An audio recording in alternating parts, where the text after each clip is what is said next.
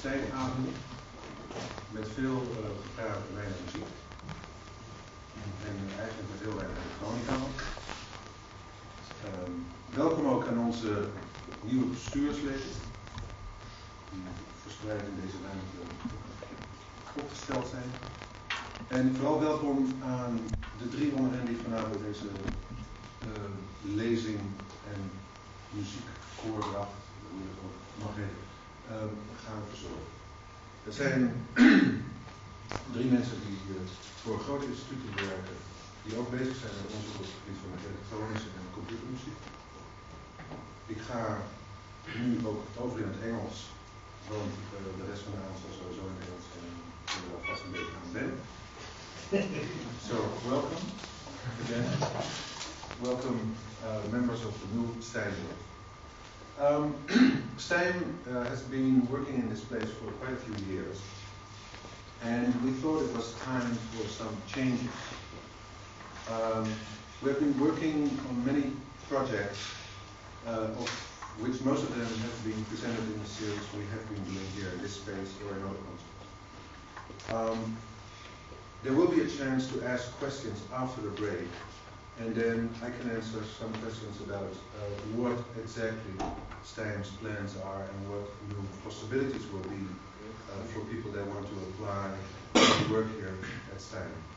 But right now, first, it's important to introduce three members of the Steim board who are working themselves in the field as pioneers and as leaders of institutes that do work that is in approximately the same field as Steim, although luckily we can see many differences and changes also going on in all the institutes.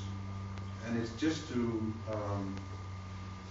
show how happy we are there that we have invited them also here for a few days and to talk and to see what's going on at Steim.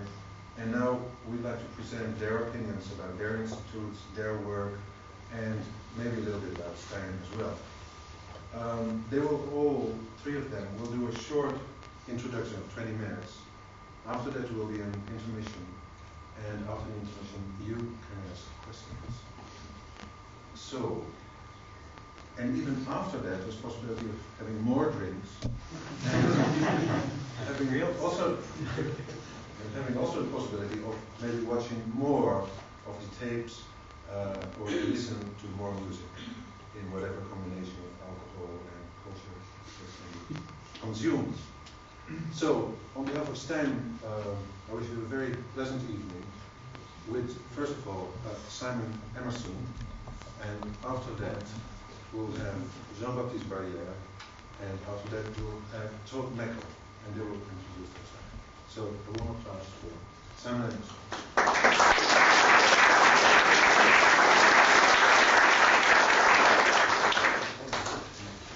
Firstly, I'd like to thank Steim for their hospitality very much. It's been a very innovating day and a half so far, and I hope for many of the same in the future. It's very useful indeed to get to know the work of another studio. That's an understatement. It's absolutely essential to get to know the work of another studio when you run one.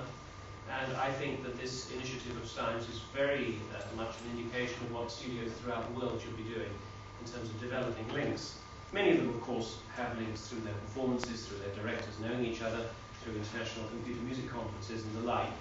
To take a direct interest and a direct hand in possible policy developments is very stimulating for one's own views, and I look forward very much to the times I will be across here. So thank you very much for inviting me. As for what the three of us are going to talk about tonight, well, we were discussing it earlier this evening. In a sense, we've got all of us, I think all three of us, too much to say, so we're going to have to keep to some sort of order. I want to put forward perhaps three, I don't want to prejudge my two co-workers here, but a simple view. I am very interested in the whole idea of composition pedagogy, the whole idea of how you teach composers at all. In Britain, due to the various constraints that we've worked under in the last 20 years or so, we have not had enormous resources in electronic music, but in fact, in the last 10 years, there has grown up an enormous culture of electronic music in Britain. It's been very much based upon performance, which is a great thing this time, which has always had a strong performance element.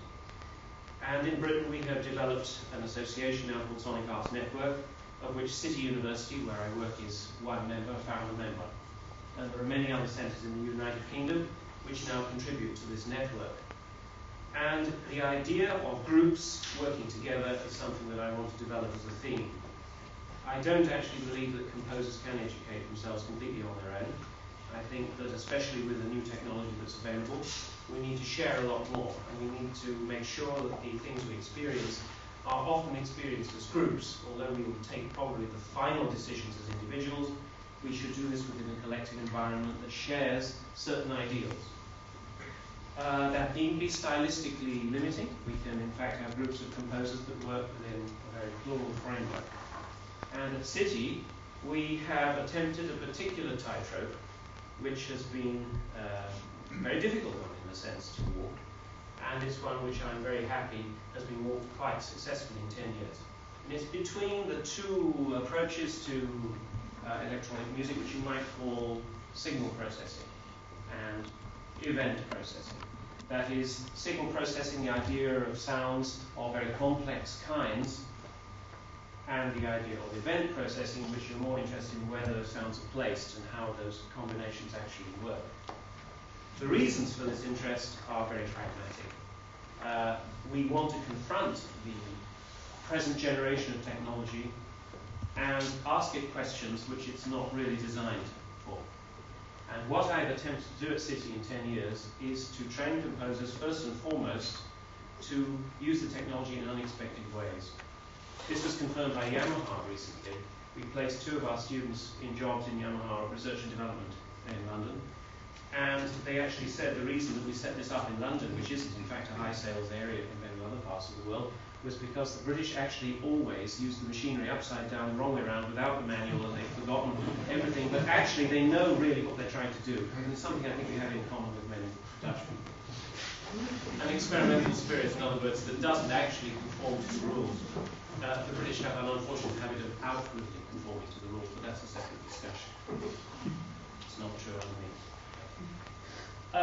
So, in our studio in 1978-79, it was based upon analog tape recorders, and I suppose the first high-tech instrument that we installed was through Peter Gabriel started importing the Fairlight into the United Kingdom, I think in about 1980-81, and City was the first university at least to buy a Fairlight. Literally we bought about the 3rd or 4th one that reached the United Kingdom, probably in Europe at that time. And immediately we were putting into use that Peter Gabriel, well, he was experimental enough, but we were wanting to move somewhat further in 2 areas. Firstly, those of you who remember those days will remember that 8 times half a second of sampling was really quite extraordinary in 1981, and I could contrast 2 pieces that were done in that period. Now, I didn't actually test the CD before we started, but if I take a work, for example, like Javier Alvarez's Papalotl, this was a work he did for piano and tape in 84, 85, and his ideas of rhythmic combination with the idea of sampling. Again, that tightrope between wanting to create a sound world which was interesting and develop sounds as such, with a sound world which is in fact based on medieval ideas of Talleyrand and Collot, the complex rhythmic interchanges. He's also recently described this piece as that thrill of dancing in 3-bar time and then changing immediately into 2-bar time and then back into 3-bar time, and the thrill of always being on the edge of changing a particular rhythm. Let's have a look. You sure it's the right CD in there? It's the right CD in there, but I've not tested it. It's not the right CD in there. Ah.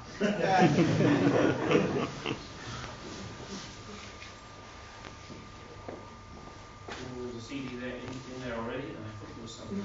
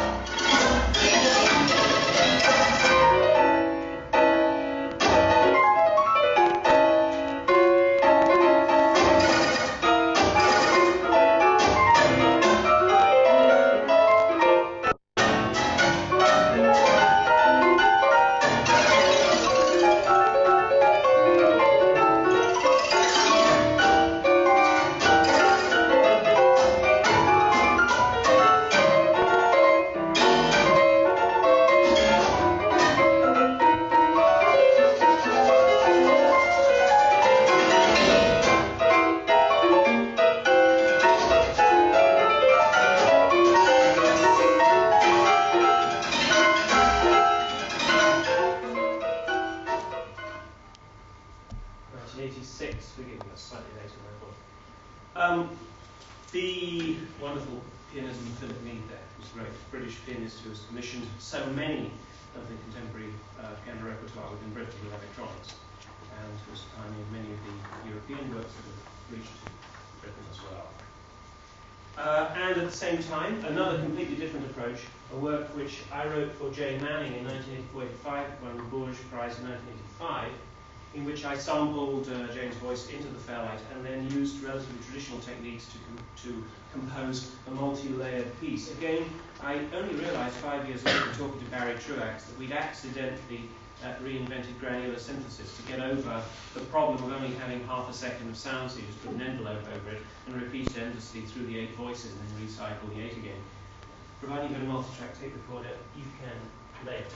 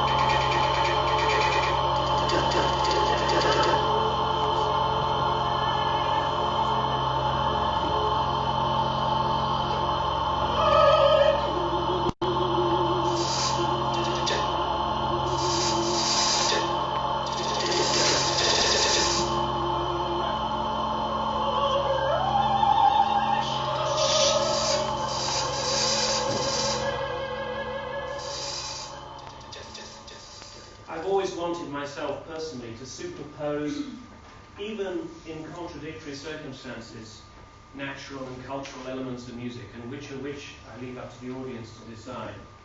The endless debate about where nature ends and culture begins is one of the great things which motivate contemporary music. And I have also used, that was a simple Fairlight here, I'm using it to retune the resonances of the piano. The piano is accompanied by a tape, piece I wrote for Philip Mead, piano piece 4, which the resonances of the piano are in fact developed on the tape and retuned to form part of a natural harmonic series. Much of the idea of harmony I have is anti-Schoenbergian. I don't actually believe that the universe is symmetrical. I think there is an up, there is a down, and that we live on a planet which happens to things fall to the ground rather than upwards. I don't also think that mirrors particularly work unless they're mirrors that are formed in short-term memory and not long-term memory. I think that we should re-examine some of these things and, if you like, re-examine the relationship between what we write on paper and what is actually perceived for reality. Whatever reality is up to us individually to decide. But I think there is something out there that we share. And the important thing is to decide voluntarily how much we share it and how much we can use within it. I'll dodge the word communication for a moment. But anyway, here is a little piece of this particular piano piece that takes the harmonics of the piano. They've been reprocessed through the Fairlight and, in fact, have been finely tuned into harmonic series ratios. 1985-86.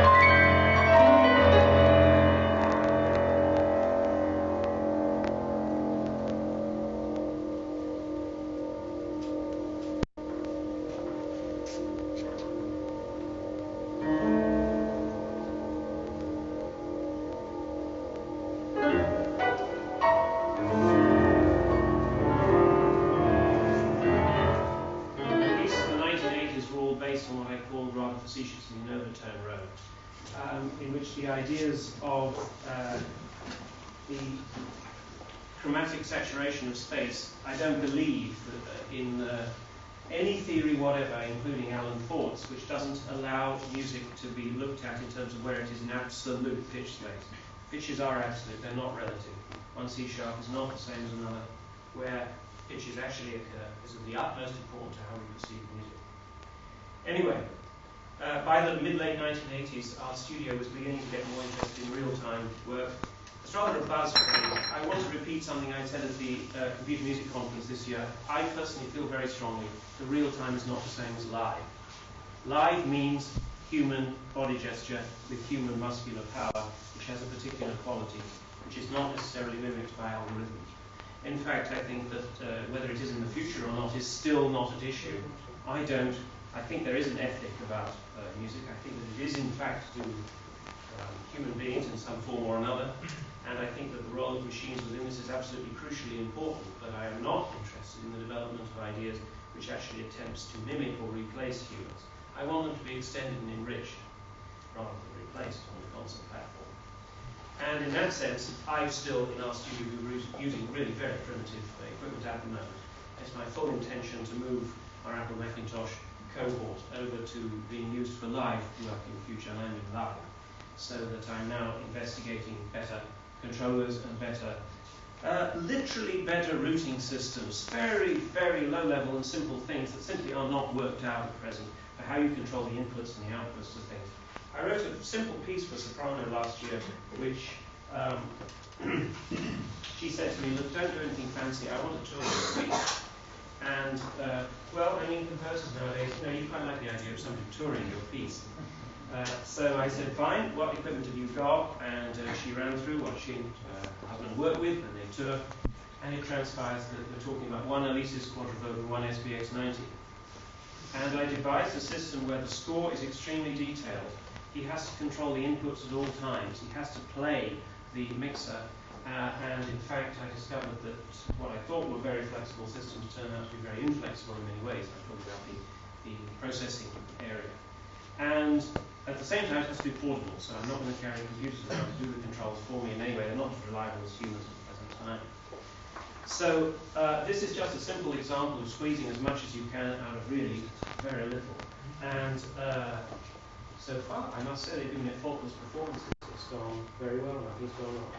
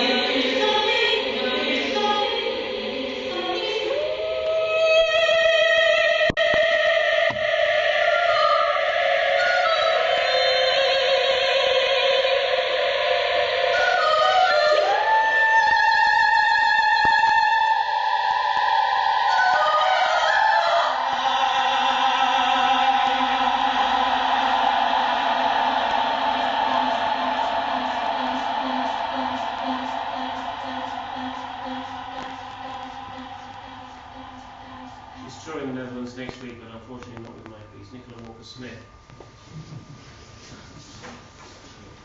and Jensen. And I just want to play just one more extract of that. Unfortunately, I forgot to set 0 when I put the cassette in, so I'm guessing about now.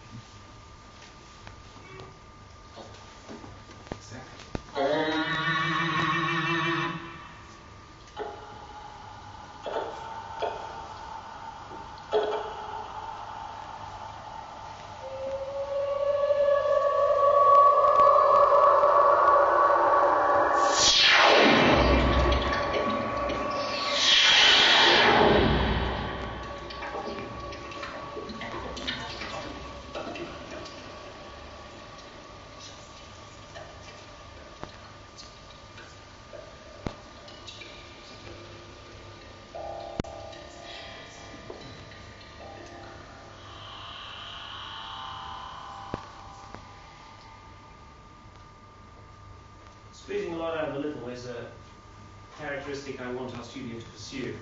I think it's very important to concentrate on very few things and exploit them and really find out their possibilities, and not to broaden out to too many different systems.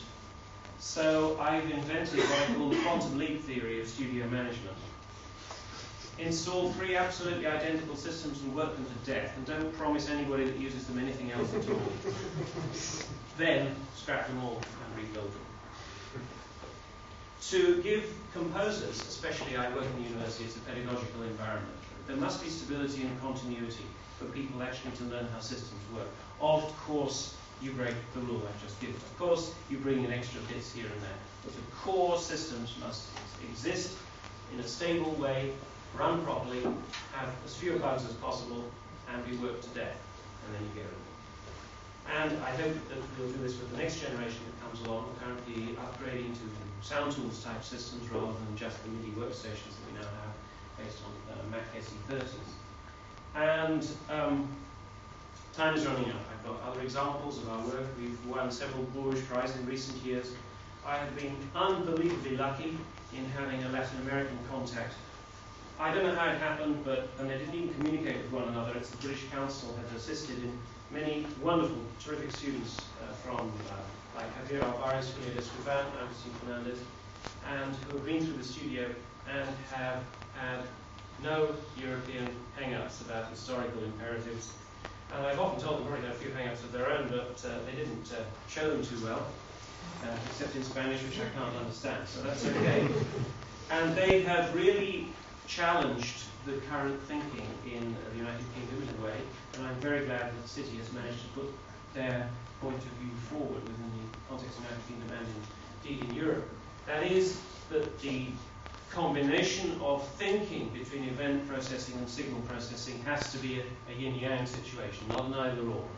And the idea of balancing the two, which is still not completely solved in these works, of course not, but is one of the great challenges of our time, to put the two together. We're inventing systems that are too complicated.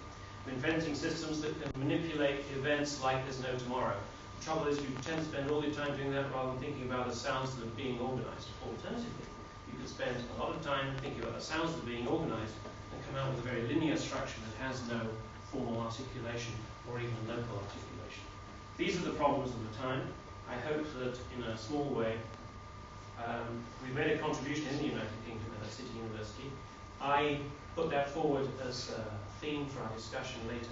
I think that composers need to work together to solve these problems, and I look forward to a collaboration with Steim and other studios, such as the two represented in a minute, and believe that we can in fact get together to create a contemporary music culture involving technology, which will have resilience, which will survive time only insofar as that is necessary. It may in fact be that we're in an age in which the survival of our music for the next 10 years is not as important as creating living things that happen as we do them.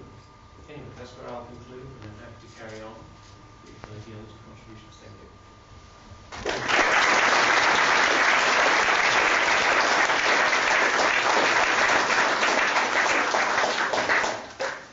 The next speaker will be Jean-Baptiste Barrière, directeur pédagogique de GIFCAM.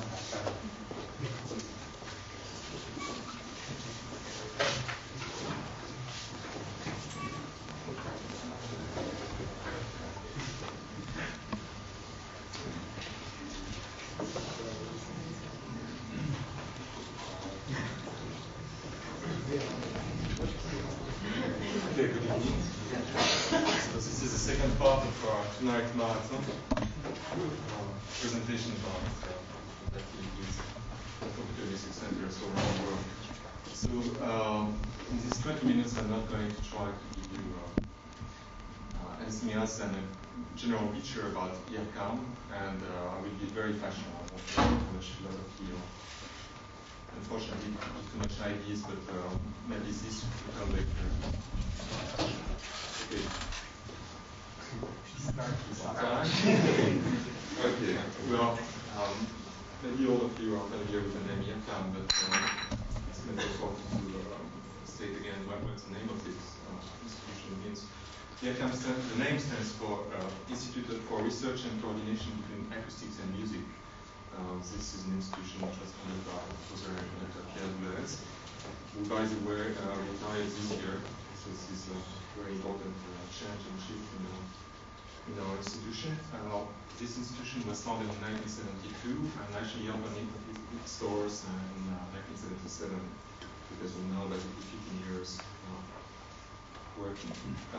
EFCAM is part of the Pompidou Center, that you may be familiar with, which is a large cultural organization, which is including a modern art museum, Center for Industrial Design, a large public library, which is also extremely modern and extremely concerned with research techniques.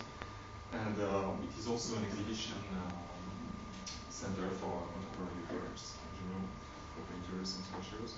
It's also a showplace for dance and theaters when it's not needing too much specific stage design. So to come back to EFCAM, which is one of the departments of this organization, let me just give some figures about how EFCAM is organized. This is today about 62 permanent positions, which is including absolutely every kind of status from secretary, let's say, to the director. It's including, in plus of that, about 15 temporary positions of all sorts, researchers coming for a specific project, or developers, scientific developers, programmers. It's involving every year about 10 composers who are invited to realize a piece, to make a commission. It's also involving about 10 composition students. I will be speaking more about that later.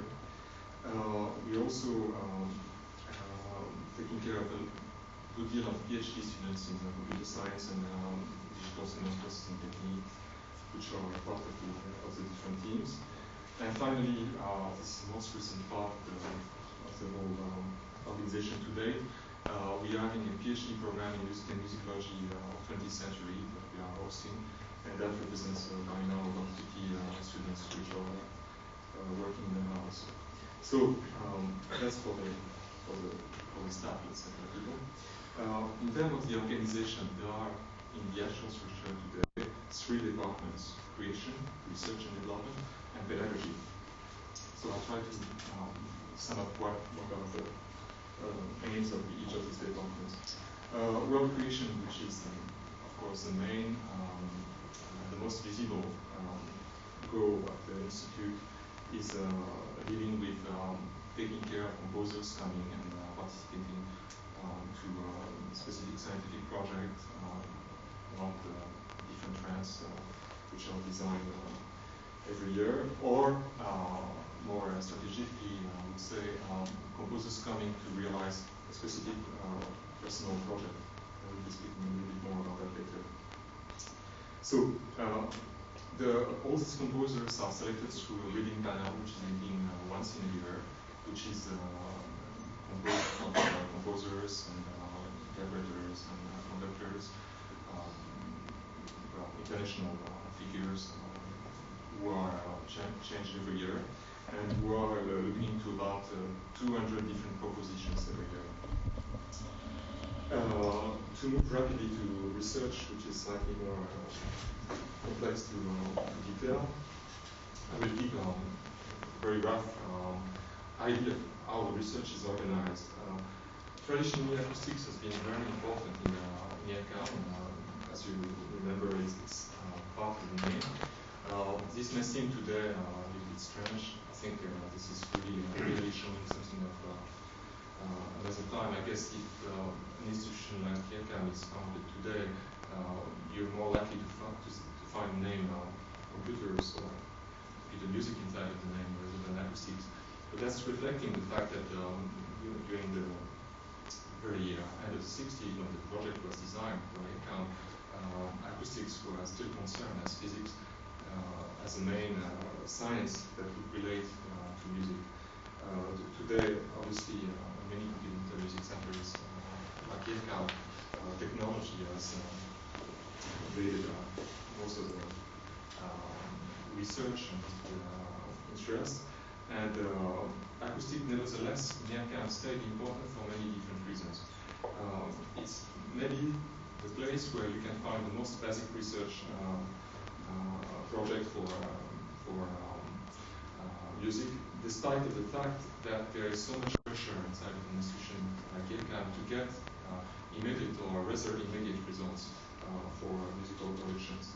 So to give an idea about the research project, well, there are mainly three different types of project. One which is dealing with instrumental acoustics, which is mainly the study and design, facility improvement of traditional instruments. Let's say, for instance, that we want to add on wind instruments the possibility to have a better dynamics according to the pitch, or that you want to have quarter tones on the flute. Well, that's a typical kind of project that has been made all over the years. So another typical project was to design mutes for the brass instruments that would be flexible and controllable in terms of the influence on timbre.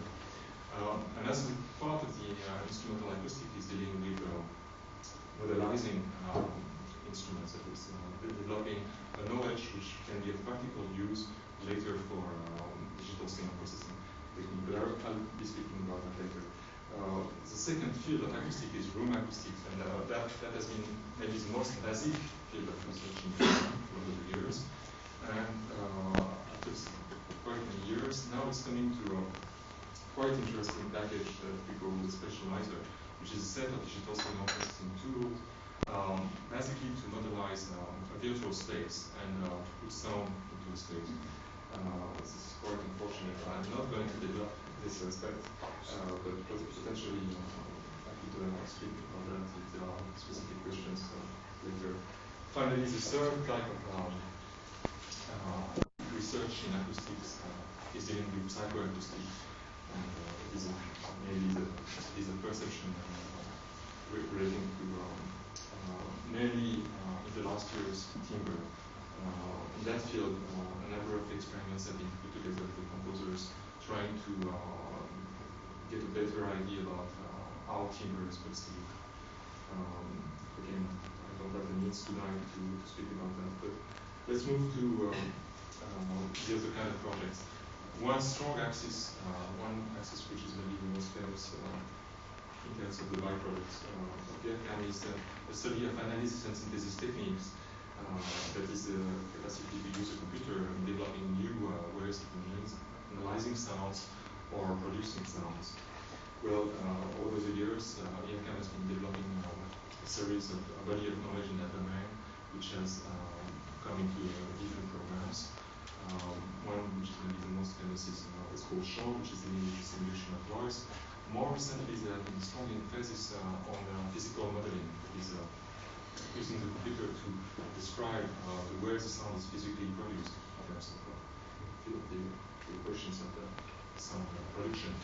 And that has come to a program which is called Mosaic, which is a very interesting device to deal with simulation of different types of excitation and resonance mechanisms.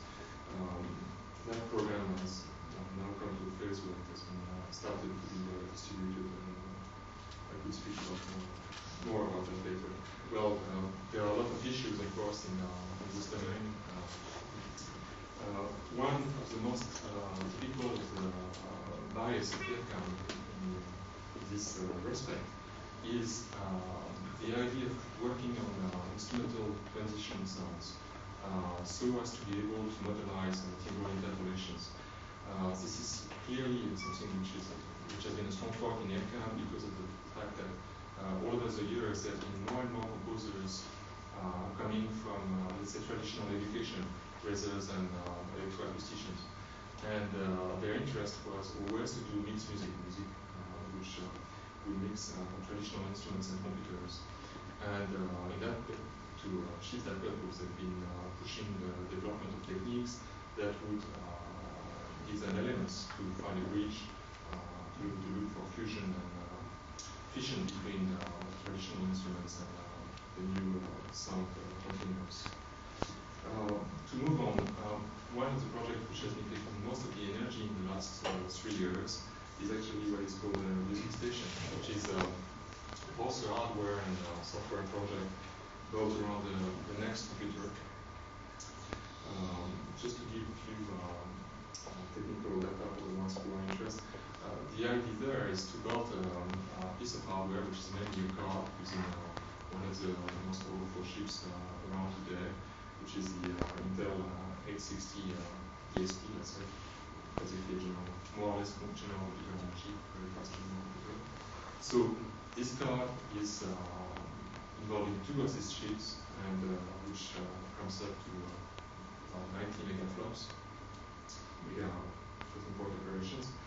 And the software package for that is mainly consisting of a new implementation of the MAX program that you may be familiar with, which is a today product which is owned by Apple, which is basically between quotes developing of the object-oriented development graphical interface. So what has been done in that context is to add a series of signal processing modules to the Macintosh implementation. Well, in terms of that, there is a series of programs which are doing all the things, all the traditional things you want to do basically on the workstation. But maybe the most interesting thing of that is a kind of real-time Unix implementation, which allows to take any C program, any program you can see, and to combine it on the card and then to optimize it according to the complexity by a factor between 5 and 10. That's schedule. Okay, let's move to the last main axis of research, which is, between quotes, composition. That is building computer environments that allows composers to work mostly at home, actually, to compose in general, but let's say to build materials that could be used either to produce a score or potentially also to control different synthesis devices, software programs. In that domain, there has been a series of projects over the years, but the latest one is something which is called Patchwork, which is basically a communist-oriented environment on Macintosh, which has been designed in collaboration with several French composers. Maybe the most famous of them is Steim. You may be familiar with. So this is basically a device which allows you to build musical structures and by describing their generation processes to filter them by constraints and to edit them in musical editors and send them to varieties of peripherals by software. That is potentially MIDI files or the Finale program if you want to make an instrumental score, or different formats which are linked to the various synthesizers, software synthesizers which are used in the account.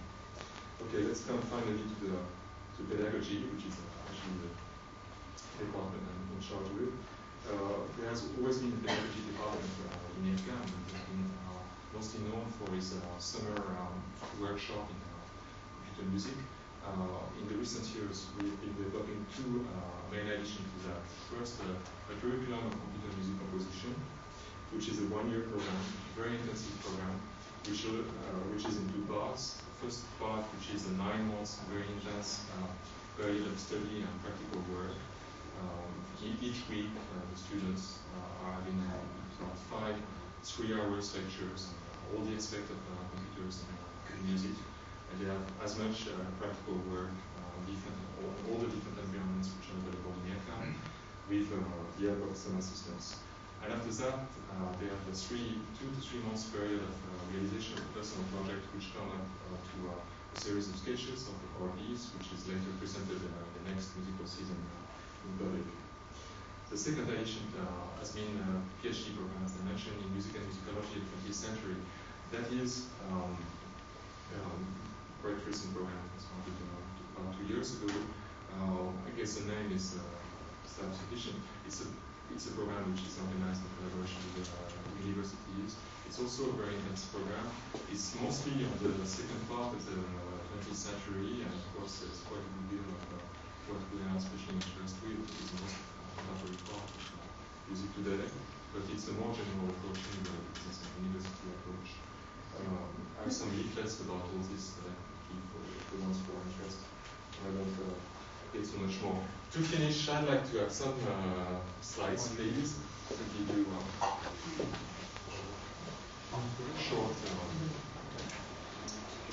idea about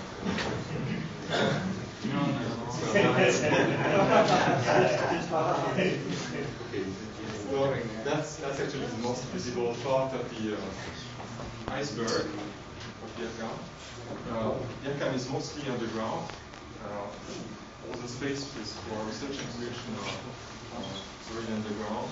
But during the last years, we've been constructing quite a bit. And what you can see here at the center is a tower, small tower, which is basically including all the administration and direction offices.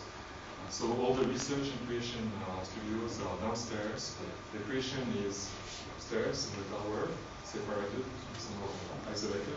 And what you can see on the left is an older building which is aimed at in the future becoming the main part of the pedagogical building, which is including a series of buildings with well,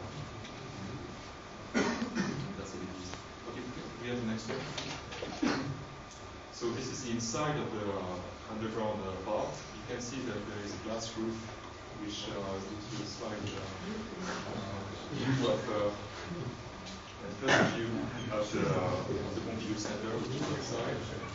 What you can see from here are the offices where researchers and proposers are working. We'll come later in the studios. We have the next one. So that's a typical office. And this is quite fuzzy. It is fuzzy, sorry. Well, no, it's not. I'm sure it's fuzzy, but it doesn't matter anyway. Well, if it would not be okay, if it would not be fuzzy, you can maybe recognize one of the ones who know in Steim I was mentioning before. He's working here with Jacques Steim on the project. We have the next one, please. This is featuring Marcus Rotar, an Italian composer who has been working at Canada for some years now, and who has been mostly interested in non-real-time signal processing aspect and quite a bit also about spatialization. I will be mentioning that a bit later. The next one, please. So this is showing one of the manipulations for the study of instrumental acoustics. In that case, the studies of nonlinearities in streams. That's quite a basic research manipulation here, which is very much apparent to the studies in chaos theory, since there appear to be quite a lot of similarities between these two domains. Can we have the next one? So that is a setup for experimentation of the violin, and in that case, this is a study of the patterns of radiation of the violin. We've been quite concerned, both in instrumental acoustics and in room acoustics, about how an instrument is actually radiating sound, that is propulsing sound, projecting sound into space, because it has appeared that it's a critical information which certainly in the future should be included as a control parameter in synthesis. I will be speaking in one of the next issues. Well, that's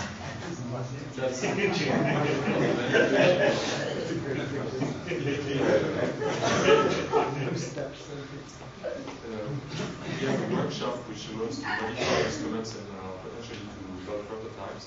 That's a great cost optimizer for the quartet too. Could we have the next one, please?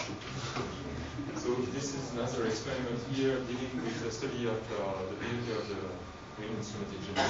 In that specific case, for the purpose of physical modeling, that is describing inside of the computer the way sound is produced. Again, we have the next one. Well, that's our approach to signal processing, and in that case, through the study of voice. I didn't mention it before. In the previous one, you could see Joe Morrison who has been involved with the Mosaic program, Mosaic physical modeling program. Here, this is Xavier Roder, who is responsible for the project analysis and synthesis project. Do we have the next one, please? Well, here this is showing part of the program for setting up a space. Well, that would need too much details, but there is actually a package of tools which allow now to go to a space and to make quickly physical description of that space and have immediately a signal processing model of that space in order to improve it, in order to make a characterization of it. That's all a package of tools which is being developed. We have the next one. This one, by the way, was Jean-Pascal Julien, who is the main researcher in that team, and who became recently our scientific director. He's 32 years old, by the way. So that is a prototype of a computer controlled loudspeaker, which is trying to use the knowledge developed in the propagation of instruments. The basic idea here is that when you're recording a sound with a computer, you should be able to control how the different parts of the sounds are propagated into the space. Here, the story is not to propagate the sound in all directions. At the contrary, it's to have all parts of the sounds controlled by different envelopes and sent at different times in different directions. So there should be a clear model of the relation between the sound and the way it is sent into space. Okay, could we have the next one? Well, this is showing here Stephen McAdams, who is responsible for the project on psychoacoustic studies in perception in general. This is showing the experience room where it's usually torturing the subjects and making them understand awful temporal stimuli. Here's the next one. Well, this is showing the car that I've been mentioning before, which has been designed and developed in India, which is now marketed by an American company called Barrière. So you can see it's a rather small car. There are these two Intel 860 chips, and there is also a lot of memory, 32 megabytes, which makes the system a full cycle as well. Could we have the next one, please? Well, this is a it's a post-production studio, which is involving traditional techniques of digital recording. We have the next one. This is a picture of the espace de projection, which is quite famous, which is a unique room in the world because it has the property of being redefinable acoustically. The panels you can see here can be moved; they are controlled by engines. They can rotate, and there are three different sides on each panel, which are corresponding to different damping and reverberant coefficients. So that is actually controlled from the room with a computer, an Macintosh actually, with a graphical program, which allows very quickly to move from one configuration to another, or to click on one module and change it, and see how it changes the acoustics. There's also a more intelligent control device, which is trying to, according to some selection of objective and subjective criteria, adapt the acoustic according to what you ask them to program. We have the next one, please. Well, this is a picture showing quite typical rehearsal setup. In that case here, it is Pierre Boulez rehearsing Exposant Fixe, which is a piece for three flutes and ensemble.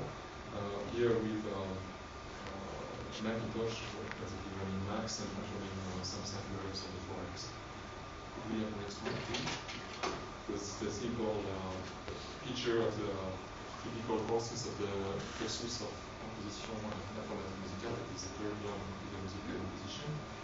This is featuring conflict here making course, and a series of students. You can see it's very international. We get every year 10 students in that program, which are selected through Steim reading panel, as you mentioned before. And we have the last one. Yes. Thank you.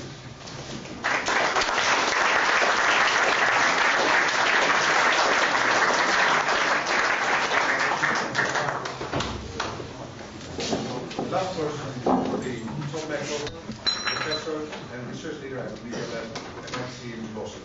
Tom Machover. Another institution.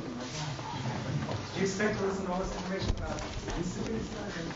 I'll speak about half of my time, about maybe a third about where I work at MIT, and then I guess the rest about some of the things that have interested me in the last little while. I grew up in New York, went to Juilliard. I worked at IRCOM for about 7 years between 1978 and 1985. And then I went back to the States in 1985 to work at MIT. MIT, as you probably know, is Massachusetts Institute of Technology. And I guess I'd always said to myself that the last thing I wanted to do in my life was to go and teach at a United States university, because as most of you probably know, there are lots of music departments all over the United States, and lots of people teaching music, and most of them, for some reason, are not really very lively and active. And it's actually an interesting question, why? Not for right now, but so much money and so many faculties, why are they so stifling? And one of the interesting things about MIT as an institute, it's actually kind of a unique institute. It started out as a technology place, and it actually has branched out over the years to cover many different fields. There are a lot of things going on at MIT that one would never expect. It's a great economics department, great architecture department. And in '85, they started this thing called the Media Lab, built a building. I actually brought some little booklets. I don't have any slides of it. But that's a building by the architect I.M. Page, who you probably know. He did the Pyramide at the Louvre in Paris. And the idea was to take some departments which already existed at MIT and some other departments which were created from scratch to cover various different media and artistic forms and to bring them all together. And the basic idea was to, kind of a grandiose idea to create a new discipline which would be visual and audio media together, artistic thought and thought about innovative technology and thought about thought, actually, because the third part of the Media Lab is, it started out with a bunch of people from the field of artificial intelligence. Some of you might know the name Marvin Minsky, who's one of the people who started AI, and he's now at the Media Lab, and so we have a whole group of AI researchers there. But one of the strong ideas about the Media Lab was to study, in general, what goes on in the mind. And the big goal was to bring all these things together to understand where to go in the future, to develop tools for human creativity, to think about what human creativity should be, and to understand something about human creativity. And one of the nice things about the way MIT works, I guess it's a bit, well, it was interesting coming from IRCOM to MIT. They're both, I think, very interesting and good institutions. IRCOM is a place which, like many things in French administration, is very centralized. No, it's true, most of the money comes from one place. Even though it's a complex structure, Pierre Boulez, until very recently, was the very strong director, very particular point of view. And there was a kind of centralized decision about what went on there. I remember when I first got to MIT, I had a meeting with the head of the Media Lab. And I'd come with a list. I've been so used to at IRCOM coming with a list of projects each year about what I wanted to do. We had a meeting here at Steim today about projects for Steim. So we had a lunch, and I came with a list of the projects that I thought we should be doing at the Media Lab. And we had this lunch, and I told him all the things I wanted to do. At the end of the lunch, he didn't say anything. So I said, I already had the job, luckily, so it wasn't that kind of meeting. So I said, well, which of these projects do you think we should do? And he said, no, you don't understand. It's not the way we work here. We'll hire people who we believe in, and then it's absolutely up to you to pick your project and work on it and make, if you do something lousy after a while, that's it. But there is no central organization that tells you what to do in your work. And MIT is basically a collection. I guess there are about 10,000 people working at MIT in general. And it's a place where basically everybody, from students up to professors or up to whatever, choose their own research path, basically. So they're actually, it takes a long time just to figure out what's going on there. It's kind of an interesting place. It's very, very decentralized. It's also, contrary to IRCOM, or contrary to a lot of things in Europe, it's not government funded at all. We get, there's some parts of MIT which get money from the military, of course, and things like that. But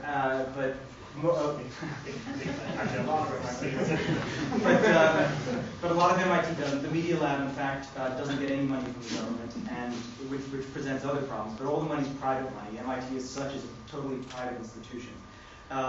So actually, all the money at the Media Lab comes from either individuals or from industry. And I won't go into how that works now, but it actually is a very interesting point of discussion. What are the problems of running an institution and getting money from a government? What are the problems of getting money from companies, for instance? Because we have a lot of experience. I've seen both systems, and I think there are good and bad things about both. And for instance, for an institute like Steim, it's an important decision to make as to where you get your money and what you have to do to get your money and what influence it has over your independence or the work you end up doing. So the Media Lab as such has been around since '85. It is like, well, it has two major functions. One is an education function. In the US, we have 3 levels of degrees, not quite like Europe, but there's a 4-year bachelor's program, which is the 4 years after high school, we call high school.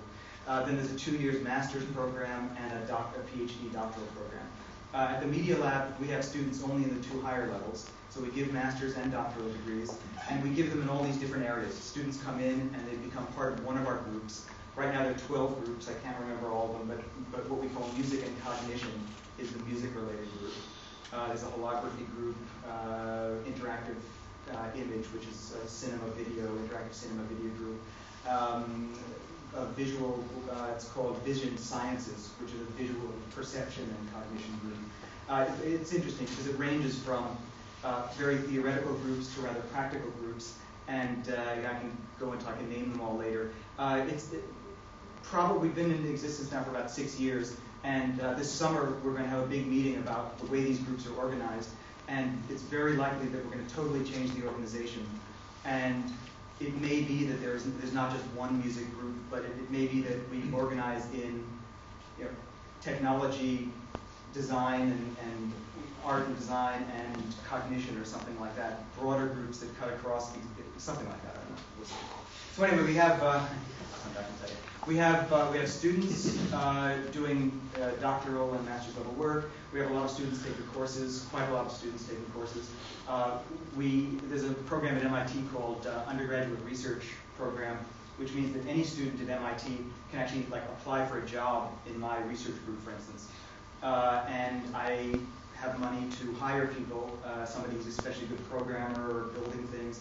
And usually, I don't know what it's like in Europe, but in the States, the younger students at MIT are about 17 or 18. And in many cases, they're the most interesting students because they have a totally open mind as to what interesting problems are. MIT is a quite high level, so they're usually very bright.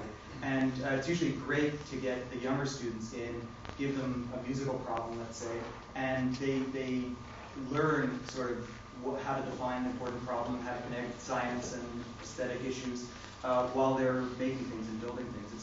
And MIT makes it very easy for students to do that, and very easy for me as a professor and researcher to hire people.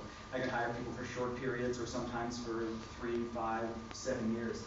Sometimes if they're good enough, we try never to let them go. It happens, we've been there for a while. So there are these students. We have a variety of people on staff and on faculty, and so part of the work is education and part of the work is research. The research is funded totally by outside sources. It's become a very big thing in the United States as government money has gone away to go to outside sources to fund pure research in America. The director of the Media Lab is a guy named Nicholas Negroponte, who's been extremely clever I think very clever at finding, it's a very interesting model for how to use industrial research. He's been very firm at negotiating a way that basically he attracts industrial money and the contracts don't allow any particular sponsor to have any exclusive right to anything we do. So the idea is how to get the money in and to keep it a totally open intellectual environment, because one of the problems that's one of the horrible things that started to happen in the States is that the more companies like, I don't know, Yamaha or Apple or Sony or whoever put money into universities, the more the universities get to be a little bit like companies. And instead of doing real research, people actually, for fairly cheap wages, develop products for companies, which in itself, that means the research gets less good. But even worse than that, it means that it gets harder to do things like what we're doing tonight, which is having a bunch of professionals getting together and saying, look, this is what I'm working on, here's how it works, here's exactly how it works, plus I'll give you the software and whatever. And that's why we're at these research institutes. It's not just to do the work, but to share it. And at the Media Lab, it is an interesting model, because we've managed to come up with a contract that a lot of companies are willing to sign that says, we're basically giving the money just because there's smart people here and some ideas are going to come out, and we want privileged access to it.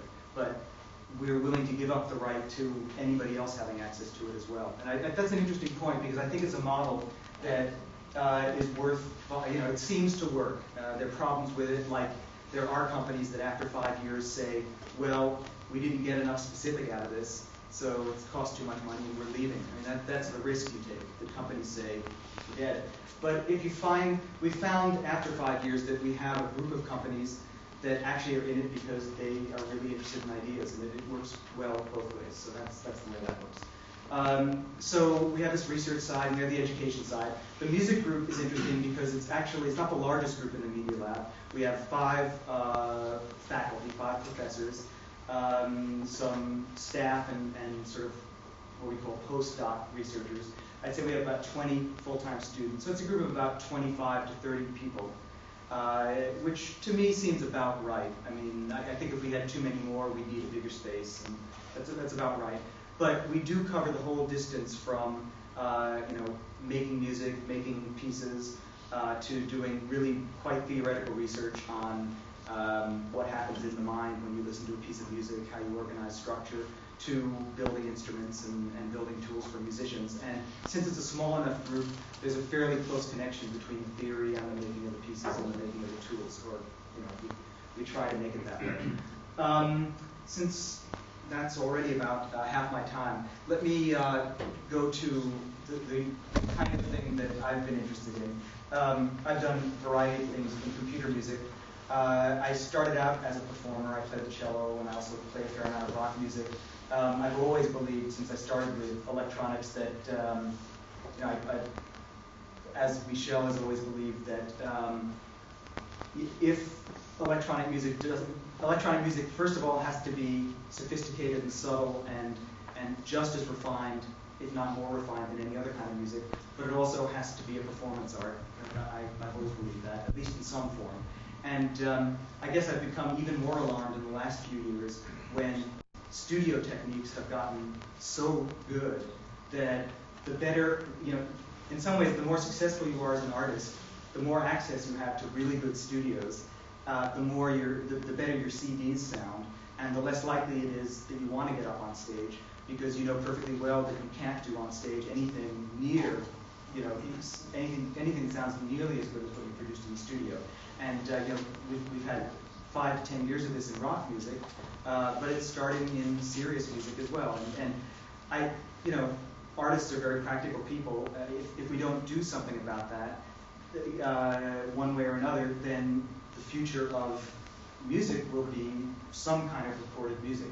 And I think that's, that may be one future, but that's not enough. So somehow or other, I think we have to make it possible for people to do things on stage, or perhaps in a studio or at home, that is at least as sophisticated as what you can do on stage. And hopefully, in developing techniques to do that, we open up doors so that you can do things that you wouldn't have imagined otherwise. The whole idea of being in this field is to do something slightly new, or a lot new. Let me run through a couple of slides very quickly. I want to run through a couple of slides, play a short piece of mine, just so you get an idea of something I've been working on, and then just give you a quick video example of one of the more recent projects. About 4 years ago, I worked on a shadow puppet, video shadow puppet. Yeah, this I worked on an opera called Valis, which was for the 10th anniversary of the Pompidou Center. And the only reason I'm showing this now is that it was a great opportunity to do a sort of audio-visual project on a large scale at the Pompidou Center, because they gave me the opportunity of basically redefining a lot of the aspects of the opera. And so I did that as much as I could think of at the time. Valis, I won't talk about the opera really at all, except to say that the story is based on a book by the science fiction writer Philip K. Dick. It's a rather strange story, so already the story is quite, it does have a narrative, but it's a kind of speculative, theoretical story, not like a traditional opera story. Next slide. I, from the very beginning, didn't want to design the opera for a normal theater space. There are a couple of theater spaces in the Pompidou Center, but we designed it instead, for those of you who've been there, when you walk, it's a great building. When you walk into the Pompidou, there's a big public area about the size of like an airplane hangar, and In that area, there's a what they call a trou, which is a big hole, which is about 2 stories deep, right in the middle of the entrance hall. It's quite large. And that's used for, sometimes they actually put exhibits down there and you can walk down there. Other times there are things you can look at from on top. But what we thought was that it was just a neutral space that we could do whatever we wanted to with. And so in fact what we did is we sort of built our own stage. The stage had, first of all, there are no acoustics. They're not even bad acoustics in that space. It's almost like playing outside. There are no acoustics. So we had to use lots of loudspeakers and different kinds of loudspeakers, some normal ones, but also some electrostatics that we placed under the public and right next to the public to reinforce speaking, for instance, so it seemed more present. But anyway, we got to create our own acoustic in a way. We built this stage that had various holes in it. We decided that for scenery, there was almost no real scenery. There was one bed. But besides that, all the scenery was done with computer graphics or live video on a video wall. It's gotten sort of standard these days. It wasn't that standard then. Video wall and some video towers, which could either show big images or lots of small images. Go to the next. That's an example of the video wall and a couple of the towers. The stage itself, this was sort of a nice thing and also a horrible waste of money, I thought. The visual artist that I worked with, the idea was to build a stage in the form of a labyrinth. It was actually taken from the conception was from a labyrinth that was on one of, I think it was the Auxerre Cathedral, one of the French Gothic cathedrals. The idea being the labyrinth of somebody's spiritual journey or psychological journey. The labyrinth was a great idea. It looked good as a stage. The mistake was that this visual artist decided that she had to build it with real marble and not with stage material. So like half our budget went for stupid black and white marble, and these guys didn't do it. It was kind of neat, but it was really stupid. Anyway, that is real marble. Next, that's just another view of video walls. Next. It's a view of the bed in front of the video walls. So we have this the stage. The theater space was built in a different way. We built risers for the public, and we also had places for people to stand around the edges. And one of the other decisions that I made when writing this particular opera, and it's when I started the current stage of work of mine, is that I decided that I didn't want to use. I knew I wanted the whole piece to have to use a lot of real-time technology. Both for the image and for the sound. I didn't want to use a traditional opera orchestra. It's one of the things I could have done, used a chamber orchestra or something, because I felt, in fact, it was a real break in my work. Up until that time, I'd used mixed ensembles of lots of players and lots of electronics. For this piece, I said, it's such a pain to get a group of lots of musicians to rehearse them, to get everything right, and to get their attitude right, that I decided that what I wanted to do is find out the way to have the least amount of musicians be able to control the most amount of music is basically what I had in mind. So there were 6 singers on stage, and the electronics that were connected to them were fairly simple. And then my orchestra turned out to be an orchestra of 2 people. And to make that work, we worked on this technology, which I've been working on since this time, since '87. Which we call hyper instruments, and it's our own version. It's like, we have our own philosophy, but it's our version of what interactive instruments, one model of what they should be like. The 2 instruments for the opera were 1 keyboard player and 1 percussion player, and with those 2 players, there was some pre-recorded music, but most of the music in the opera was generated live by those 2 players. Next. This is, in the front of the stage, instead of having an orchestra pit, we had a technology pit. There was a huge there were about 10 of us working the computer wall, and I was actually conducting these 2 people. It was sort of silly, but now it's all done without a conductor. But so conducting, running MIDI equipment, running lighting equipment, computerized lighting. Next. That's another view of the marble stage with some of the performers. There was this one orchestra pit, and on either side there was a pit, a recessed area on the opposite side of the stage, one for the keyboard instrument and one for the percussion instrument. Next. This is an example of one of the uses of computer graphics. This happens to be an aria where the soprano's face singing the aria was processed with computer graphics and turned into the equivalent of the walls of that labyrinth. And as she sings the aria, it's designed so it looks like you're traveling through the labyrinth as she's singing. What I want to do now, I don't want to play any music from the opera because it's hard to take it out of context. I want to play you actually the whole piece of mine. That's the shortest piece I ever wrote. It's a piece called Flora, which is about 4 minutes long. And it's a piece that uses, it's actually also a piece that's not meant to be a live piece. It's a studio piece, but it uses real recorded voices, processed voice, and computer voice simulation, all mixed using some of our hyper instruments. And I just wanted to play it to give you an idea of, this piece is from 2 years ago.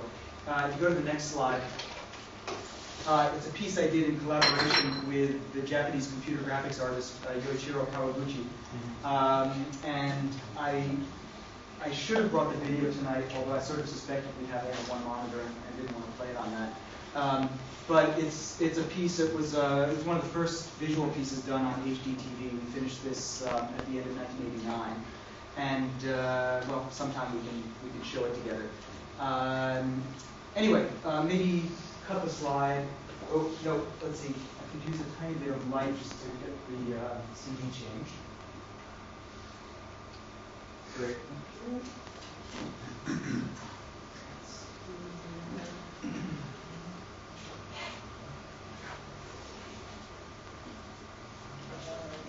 Okay, so this is this piece called Flora. You're done with the slides, sir? No, I'm not. In fact, you can cut it for a second, but I'll come back.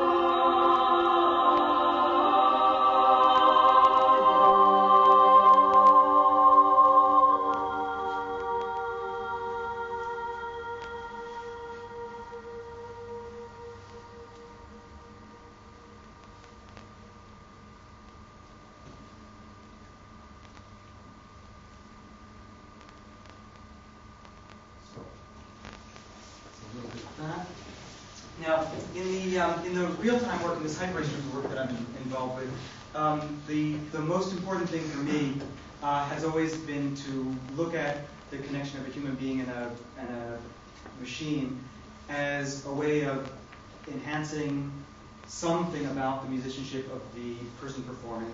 My own approach has always been to design things for virtuoso musicians, so either people who already possess a skill on a particular instrument, who can use that skill with the instrument, or instruments that are good enough so that it's worth developing skill to play them. So they're not meant to be things easy to play or things that you learn immediately. I've always taken the approach that I want the musician to be in control of whatever is being performed, and that the musician will know what effect is going to come out, or a series of effects, so that things can be practiced and rehearsed, and there's a repeatability involved. We can go into this later because I don't have much time left. So just look at a couple of slides. I know I'm in the land. It's silly to show this particular thing here because we're of course in the home of the first use of the hands. Michel developed his hands way before I worked on this project. But a couple of years ago, or about a year and a half ago, we started the hyper-instrument work on percussion and keyboards. Then we extended it to guitars, both acoustic and electric. And for this particular project, the idea was to use controls of electronic sound that went beyond what was possible or seemed appropriate for any existing musical instruments. This particular glove is, we can talk about it later, but it's extremely high resolution. It's a very expensive glove. It's designed by some MIT students. It uses Hall effect sensors, so a sensor and a magnet at each joint in your finger, between each finger, and has a Polimus position sensor on the wrist. And basically, of all the gloves that I've seen, is an extremely fine measurement of position, has a very good time resolution, and is a really good measurement device for basically any movement, large or small, that you could do.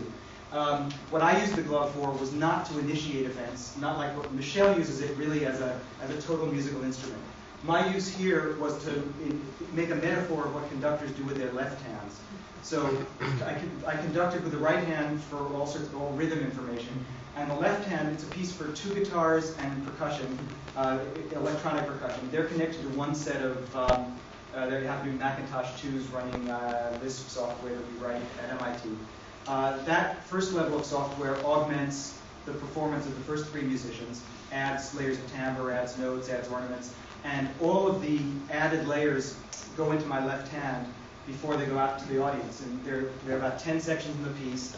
Each section of the piece has a different connection between what the hand does and what comes out. It ranges from simple things like pointing at somebody and controlling their loudness by moving fingers to a more complex situation where all of the timbre that's generated by all these instruments is categorized into a sort of timbral space, a timbral cube, where simple sounds are in one part of the cube, more complex sounds are in another part of the cube, and by position of the hand in the cube and by how the hand is moved, since we try to do as much processing as possible, not just on literal things like where the fingers are, but also on patterns of movement, that shapes the sound before it goes out to the public. And anyway, that's the way that particular glove was used in that piece. Let's go on to the last example. For the last year, I'm a cellist myself, and over this last year we've been working on taking string instruments. We've already done the cello, I just finished with the viola, and now we're working on the violin, and connecting those to the system. The idea being that the string instruments are a very sophisticated interface. They have very complex parameters that are already used for string performance that you want to measure if you want the system to know what's going on. String instruments also have incredibly complex sound. So that's another set of rich information that you want a computer to know something about. And the whole idea is you want to first build a system that can, in real time, sense an enormous amount about what is being played and how it's being played. And then you want another part of the system to make fairly sensitive judgments about what that information means, whatever meaning means, and then to do something with that information. So since I'm a bit over my time, I want to show you a bit of video. Go to the next slide. The way we connected the cello, we took electric cello. We built a lot of special sensors at MIT. Let's see, here you can see, this is sort of the little brother of the glove. It's a sensor worn on the right wrist, and it has two Hall effect sensors in it, which measure all the degrees of movement of the wrist. There's a pressure sensor built into the bow, which measures which finger is pressing and how hard it's pressing. Next slide. There is a black strip built onto the bow and an antenna, which is mounted on the cello right here. And the black strip is actually a frequency modulation radio transmitter, and the antenna is a radio antenna. And it's actually a clever, I have a physicist working with me. It's actually kind of a clever device because it's extremely cheap to build, and it measures where the bow is on the x and y axis. So it measures where it is from the tip to the frog of the bow, and it also measures, this where it is here on the bow, and it also measures where the bow is between the bridge and the fingerboard. And it measures that very accurately and very fast. So from that you can get bow speed, bow position, lots of things. So with wrist movement, pressure, and bow position, speed, we get a lot of information about what the bow is doing. We take the signal out of the cello and do a lot of signal processing to figure out obviously what the pitch is, but also as much as we can about the timbre. But signal processing isn't good enough to do that well with string instruments. So we also, you see these 4 leads. We also mounted very thin black strips with post-it glue on the fingerboard. These are the leads, and they're AM, no, they're not AM, they send an electric current up and down the black strip independent of each string. And that simply measures where the current is stopped. So it's a measurement of where your finger is on the fingerboard. And that's precise up to about a quarter tone. It's not perfect, but it's up to a quarter tone. So what we do is we compare the physical information with the signal processing information and get a very good idea of what the pitch is. Our general philosophy is that to get a good measure of what's going on the instrument, you need to compare lots of different kinds of information, make a decision in the computer, and any one bit of information isn't good enough. Let me finish. I did this project with the cellist Yo-Yo Ma, and I just want to show you a little bit of video from his performance of the piece. It's literally 2 minutes, but it'll give you a bit of an idea of what the piece sounds like and his performing of it. And then I think we should take a little break and open the call to questions. Tilt this a little, and this would probably be better. Let's see. Oh yeah.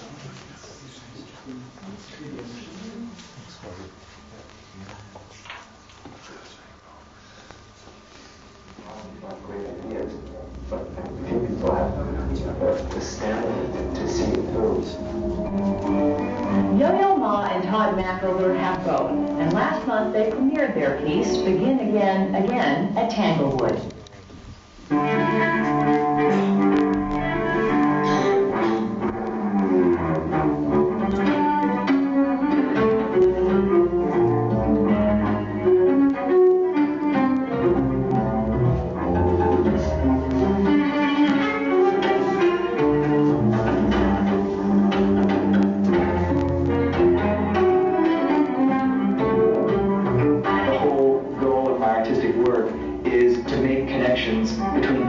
Which seem to clash when you first look at them, about making the effort, and in some ways about how hard it is.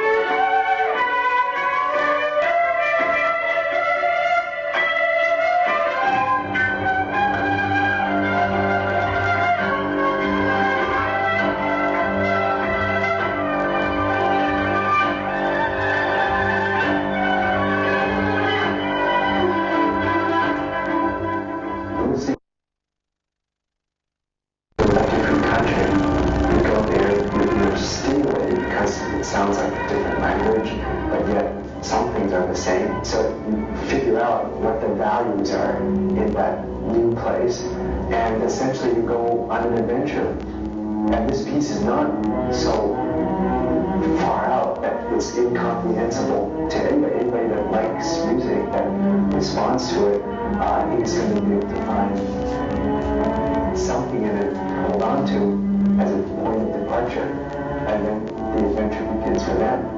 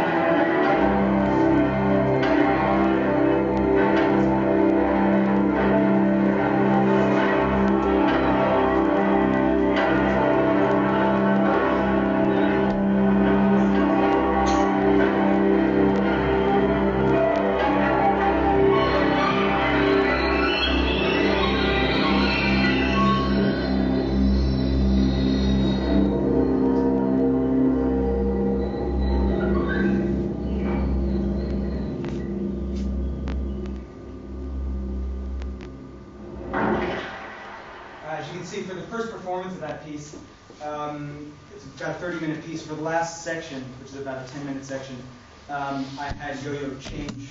We actually, instead of having a page turner, we had a cello turner. And we had somebody come out with his cello and took off the sensors and had the last part played with his instrument. And at that point, we just had a microphone. And we did all the tracking. It was much simpler, of course, but all the tracking and places to get events to start were done just by audio tracking. And I did that because I wanted to, musically, I wanted to make a point that it was a different section, and for a variety of reasons.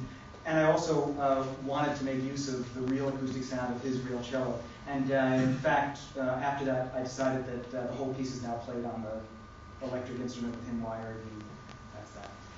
Anyway, there's much more to say about what we learned from this and where we're going now, but I think it's probably time for a break and then for questions. So, thank you.